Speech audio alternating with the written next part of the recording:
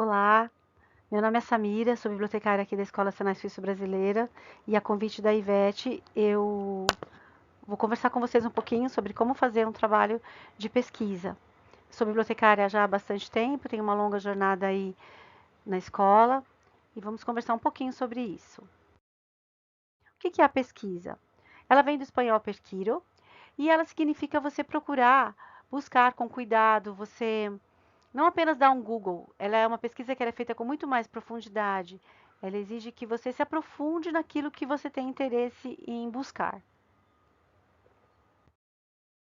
Como que a gente pode pesquisar? Pesquisar é muito mais do que copiar e colar. Às vezes as pessoas acham que o professor passa uma pesquisa, eu vou lá, dou um Google. Só que tem dicas preciosas que vão facilitar muito a vida de vocês, não só agora, mas em toda a jornada de vocês. Uma pesquisa, ela tem algumas etapas. A primeira etapa delas é você buscar as informações pertinentes ao tema que você escolheu. Aí depois que você pesquisou tudo, você seleciona tudo aquilo que você acha que é importante para o seu trabalho. Depois que você juntou tudo, o que que você vai fazer? Você vai olhar para isso, você vai ler, você vai interpretar isso, né? E depois você vai redigir o seu texto próprio. É como se a gente fosse fazer uma receita. A gente vai pegar todos os ingredientes, misturar tudo, escrever e pôr no forno. Então, vamos começar falando da primeira etapa, que é a da coleta de dados. Qual que é a primeira etapa?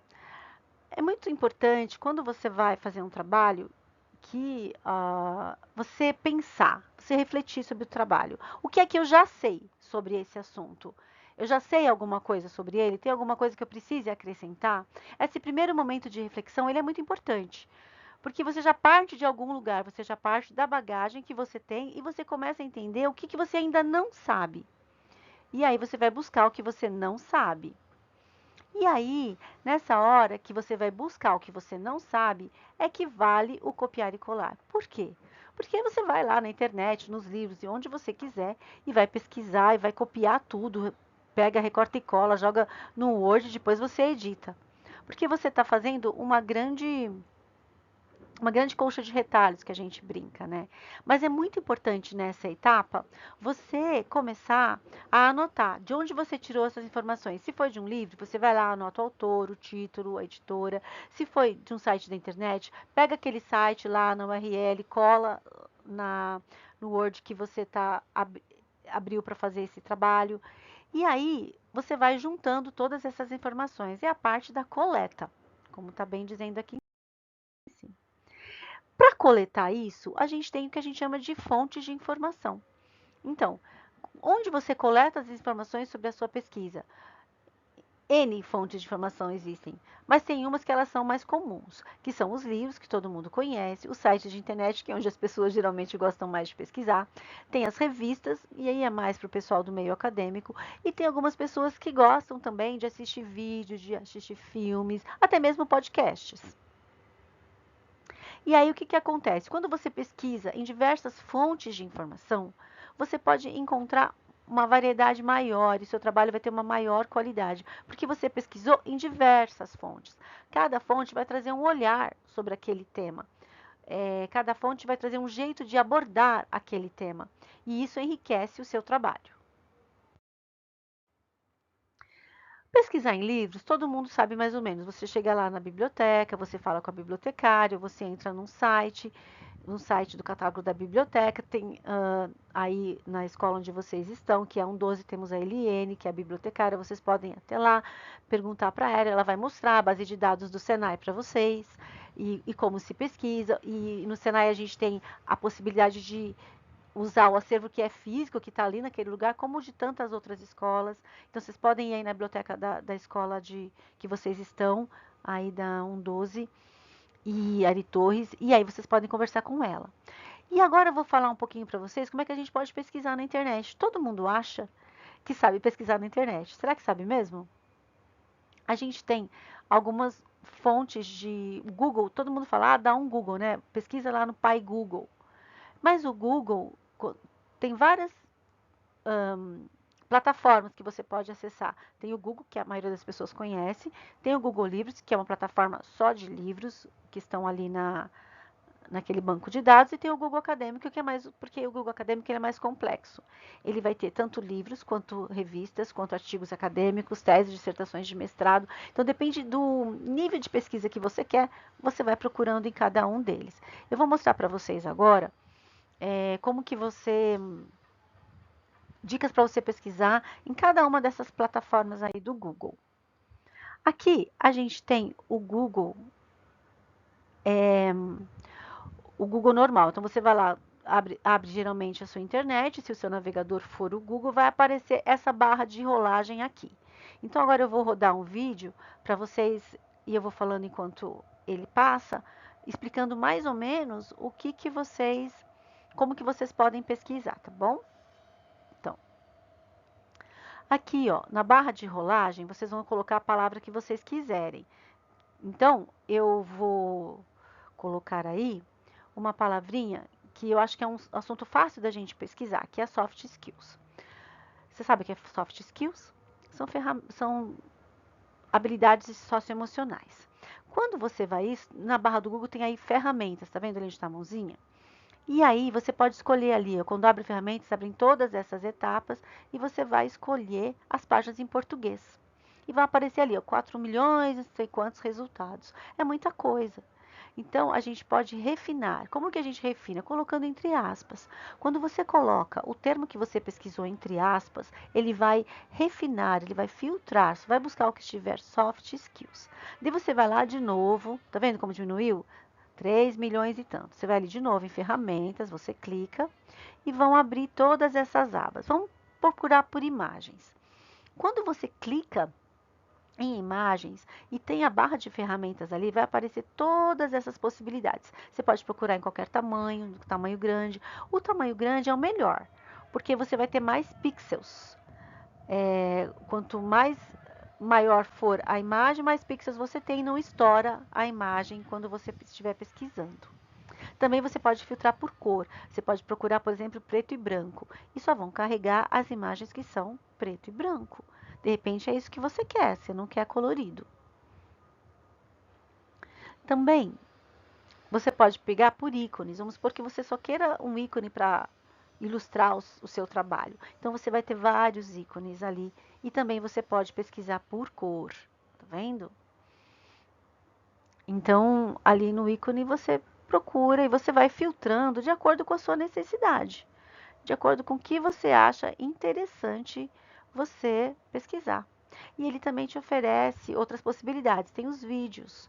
Quando você for para vídeos, você pode pegar todas as durações. Interessante, quanto maior o vídeo, mais conteúdo, quanto menor o vídeo, menos conteúdo. Interessante você colocar qualidade, alta qualidade, porque se você vai expor, é um vídeo, ele fica mais fácil e melhor, tem mais qualidade de apresentação. E assim você pode ir pesquisando e brincando aí e tentando todos os filtros que você achar interessante. É uma maneira bem legal de você pesquisar.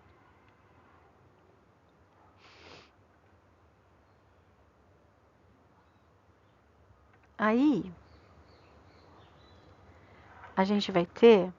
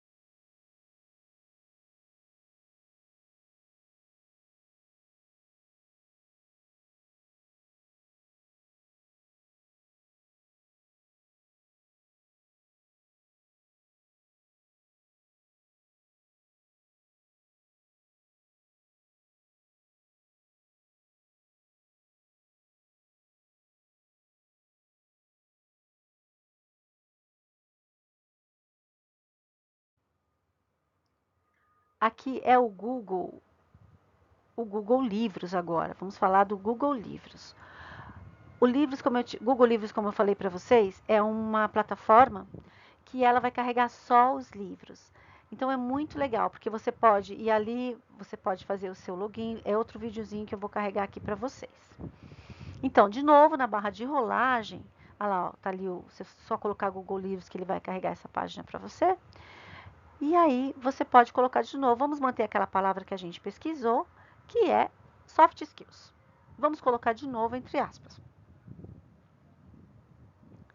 Colocando entre aspas, a gente vai dar o pesquisar, né? Pesquisa.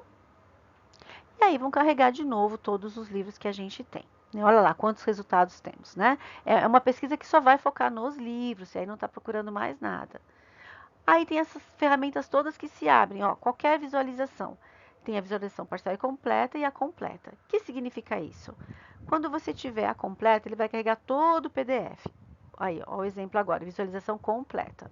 Então, quando você clicar ali, vai abrir um documento, ele está carregando, e quando ele abrir, você vai ter a possibilidade de ler a íntegra do documento, todo na internet. Isso que significa escrito ali, visualização completa, tá? Então, aí vamos voltar lá para a parte, vamos dar um voltar mais uma vez. E aí a gente vai para a visualização parcial, que significa que quando você pesquisa assim, viram mais coisas, mais documentos. Aí você pode clicar no primeiro lá, no Soft Skills, olha só, ele vai carregar algumas partes. Vocês estão vendo que aqui na lateral tem umas pagininhas, então não é tudo que está carregado. Então tem algumas partes carregadas, mas também é interessante, porque você pode selecionar o que você quer, certo? Se você abrir a aba qualquer documento, você pode carregar livros, revistas ou jornais, né? Você pode escolher aí qual, por exemplo, vamos clicar em revistas. Apareceu essa revista, ela está em inglês, você vai clicar nela e ela vai carregar também, tá? É uma forma também de você pesquisar.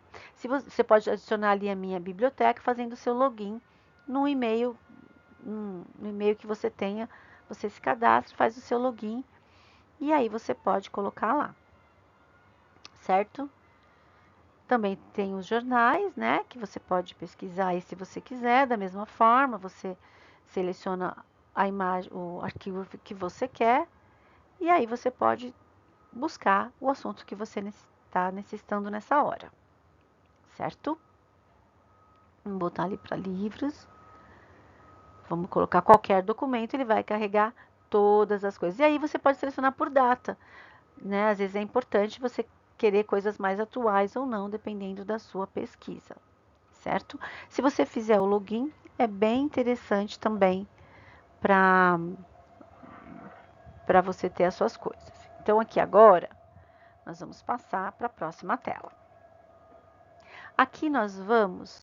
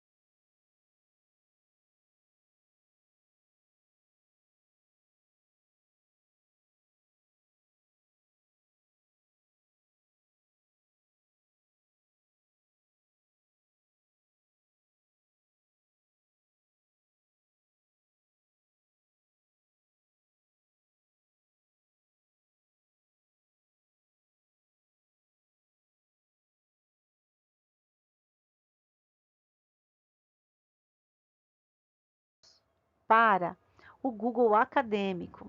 O Google Acadêmico ele é maravilhoso para quem está na faculdade, para quem quer fazer pesquisas mais aprofundadas, porque ele vai trazer, como eu falei para você, dissertações de mestrado, vai trazer artigos de periódicos mais complexos, né? Então, muito interessante. Uma coisa muito legal do Google Acadêmico, eu gosto muito dessa frase aqui, ó, sobre os ombros de gigantes. Essa é uma frase do Isaac Newton, que é aquele físico famoso que a gente estuda lá no Fundamental, né? Fundo 2, Isaac Newton. Que ele fala, é uma frase dele, se vi mais longe, foi por estar sobre os ombros de gigantes. O que significa isso? Significa que ninguém sabe tudo, que até ele que era um grande gênio, ele buscou em outras fontes, ele foi lá, ele buscou, ele teve a consciência de que ele não sabia tudo e que ele poderia aprender. Então tem mais um videozinho aqui também rápido, vamos acompanhar, e eu vou explicando para vocês conforme ele roda. Então, estamos ali, se você fizer o login, é muito interessante porque você vai ter ali a parte da minha biblioteca, você vai estar no seu perfil. Quando você abrir a minha biblioteca, ele vai carregar tudo que você pesquisou e salvou ali. Vamos colocar de novo a palavra soft skills, que é um assunto que a gente está usando aqui para simular a nossa aulinha.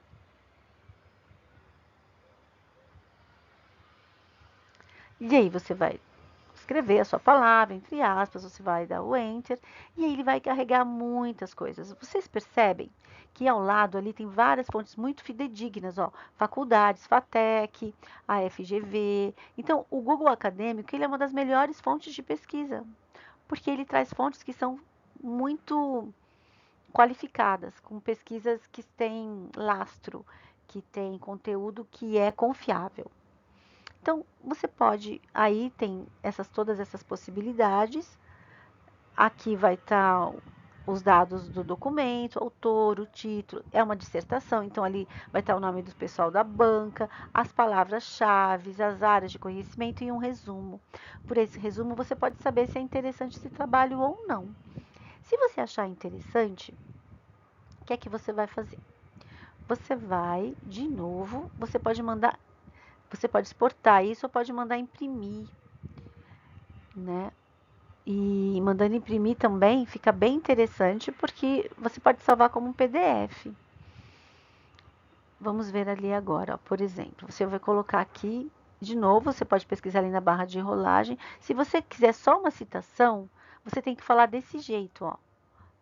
Ele até mostra como seria a citação. Se você quiser baixar, como eu falei, olha lá, print to PDF. Então, ele vai imprimir essa tela aí para você e você pode guardá-la como uma referência. Certo? Você pode também exportar os registros e tudo mais. Aí, ali está escrito a páginas em português. Você pode incluir patentes, incluir as citações, pode criar um alerta. Tem N possibilidades aí de você ir trabalhando e aperfeiçoando a sua pesquisa. A gente pode tentar entrar agora num desses documentos. Tá vendo quantos tem quando você rola a barra de rolagem? Essas palavras são outras possibilidades de busca que ele vai te dando, que você não achou que você queria, então você pode procurar. Ele já te dá umas dicas de palavras que você pode achar, que a gente chama de palavras-chave, de assuntos. Ali na minha biblioteca você pode salvar, tá vendo? Você pode criar a sua página ali e ir salvando tudo. E você vai ter numa fonte só tudo que você pesquisou. Fica muito prático. Você também pode ter o seu perfil, igualzinho anteriormente que eu mostrei. Você coloca o seu e-mail e acessa para conseguir ter uma lista já de tudo que você pesquisou, certo? Ali é o login, como eu falei. Então, vamos para o próximo slide.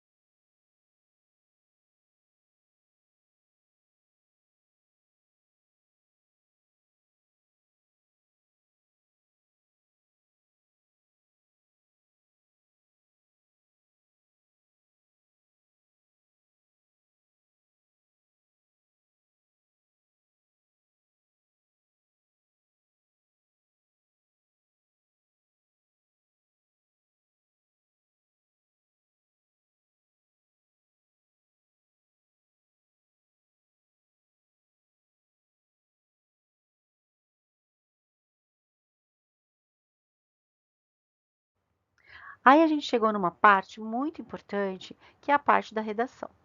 É a parte que as pessoas mais temem, né? Ai, meu Deus, eu não sei escrever. Ai, professor pediu uma redação. E isso não só na sua vida escolar, acadêmica, como no seu trabalho. Às vezes você vai ter que fazer um relatório para as pessoas. Então, como que você faz a redação, né? A gente aprende, mas a gente precisa de umas lembranças. Quando você vai escrever, o que é muito importante é que você precisa deixar de lado o copiar e colar. Quando você vai escrever um trabalho, ele tem que ter a sua carinha. Você tem que escrever com as suas palavras o que o autor falou. Você tem que dar a sua interpretação daquele texto, porque é exatamente isso que o professor vai querer. Mesmo um coordenador, um chefe, um superior, ele quer que você conte sobre aquilo. Você vai escrever um relatório? O que você vai escrever no relatório? Não tem como copiar e colar, você precisa interpretar. E nessa hora é muito importante, não o plágio. Copiar e colar é para plágio. Por quê? Você está pegando algo que outra pessoa escreveu e está falando que é você. E isso é errado e é até um crime. Tem uma lei contra o plágio, a lei dos direitos autorais. Mas e agora? Eu não sei mesmo escrever, copiar e colar é muito mais fácil. O que eu faço, meu Deus? Eu não sei escrever.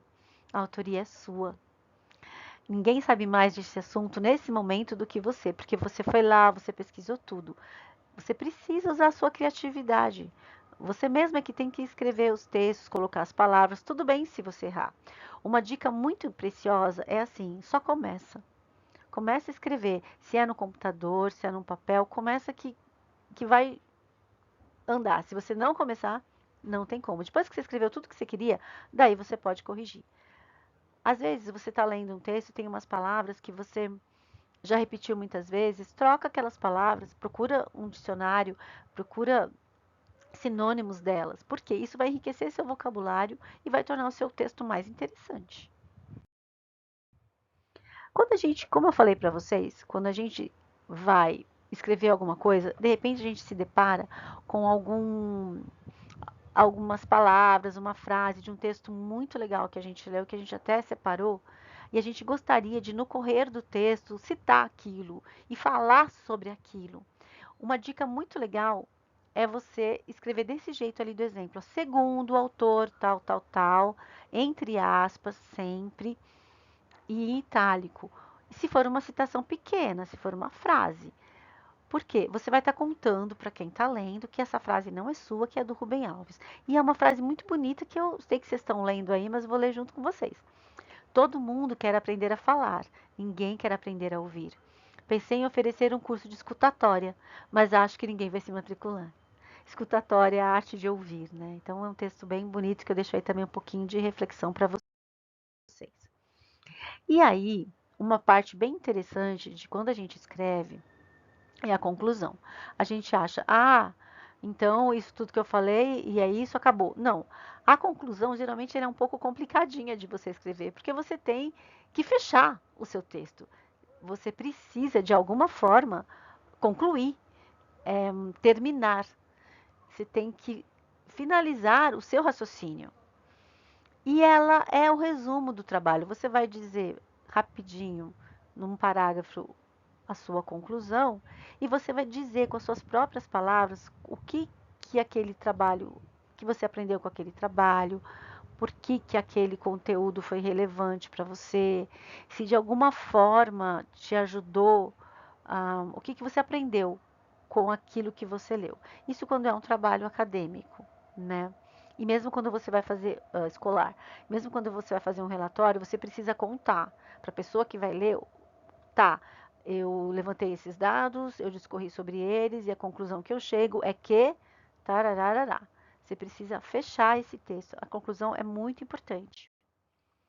Agora tem uma coisa que todo mundo gosta de fazer, que está muito em moda, né? Que é o chat GPT.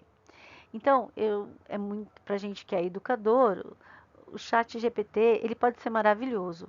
É o que eu sempre falo. Hoje em dia vocês têm a internet na palma, o mundo na palma das suas mãos. E vocês podem usar para aprender ou vocês podem usar para se perder. E ficar lá no looping dos TikToks, dos vídeos, dos joguinhos, ou você pode ter acesso a um universo de, de conteúdo que nós não tínhamos antes. O chat GPT igualmente é, qualquer professor vai identificar se você pediu para o chat GPT escrever aquilo, tudo para você. É muito fácil de identificar, porque os professores conhecem seus alunos e um superior, um supervisor também conhece. Então, a dica mais preciosa que eu posso dar para vocês e a forma mais inteligente de vocês usarem o chat GPT para o benefício de vocês é vocês escreverem seu próprio texto a partir das pesquisas que vocês fizeram, escrevam com as suas palavras, do jeito que for, e aí no chat GPT, no prompt do chat GPT, vocês coloquem esse daí, ó. Melhore esse texto, corrija esse texto, porque quando você colocar corrija esse texto, o que é que você vai estar dizendo? Você vai estar falando para ele corrigir, para a inteligência artificial corrigir os erros de português, trocar algumas palavras, arrumar a concordância, porque a gente às vezes se atrapalha um pouco escrevendo. Melhor esse texto, ele vai usar o que você escreveu e vai acrescentar outras coisas. Mas aí você precisa tomar muito cuidado e você tem que ler o que o chat GPT escreveu. Por quê? Porque ele pode colocar as coisas de um jeito muito diferente do que você escreve. E aí também vai dar para perceber que não é sua autoria. E se em qualquer fórum escolar, se numa faculdade, no ensino médio, no curso técnico, você apresentar um texto e o professor identificar que não foi você que escreveu, já é bastante desconfortável e bastante desagradável. Imagina no trabalho. Se você entregar para o seu chefe uma coisa que você assinou, para o seu supervisor, e ele identificar, você assinar e ele identificar que isso é uma inteligência artificial que está escrevendo. Se uma inteligência artificial pode escrever, não precisa de você. Então, tudo que está na inteligência artificial, alguém um dia alimentou. E somos nós, os seres humanos, que alimentamos. Então, é muito interessante que você use o chat GPT de uma maneira que te beneficie e não que te atrapalhe, porque pedir para uma inteligência artificial escrever algo para você, você não está aprendendo nada, você não está crescendo nada. E se você está num curso, é porque você é uma pessoa que busca aprender.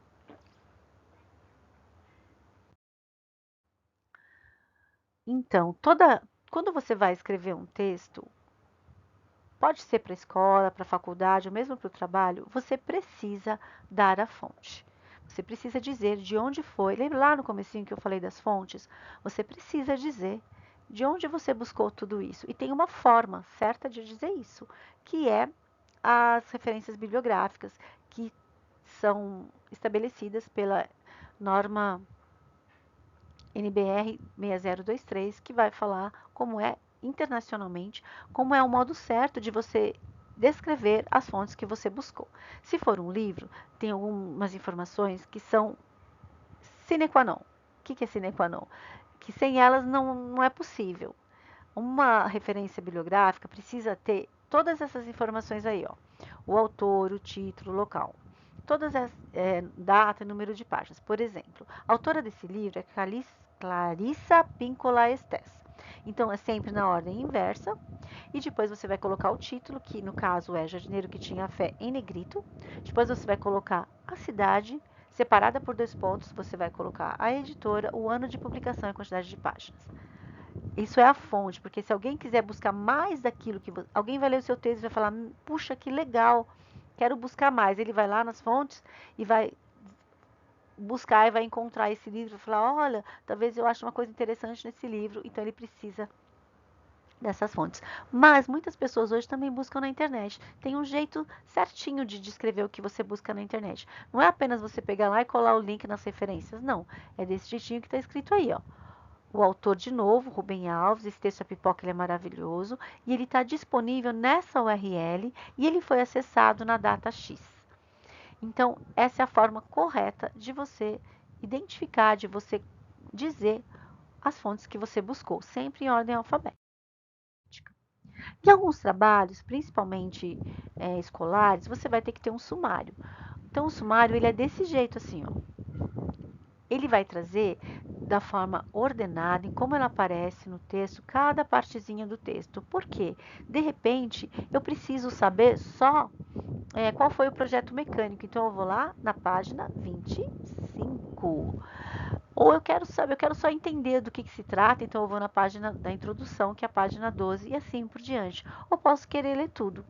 Então, o sumário ele vai descrever toda a parte, tudo que está no livro, em que ordem que ele aparece, né? A numeração das páginas. E aí a gente tem uma coisa muito importante que é a capa.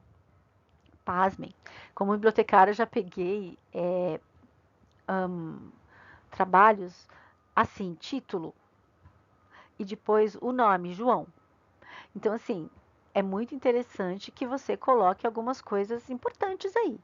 No caso aqui, eu separei, estamos numa escola, nome de escola, do aluno, trabalho, disciplina, turma, ano, conforme vocês estão vendo aí na figura ao lado.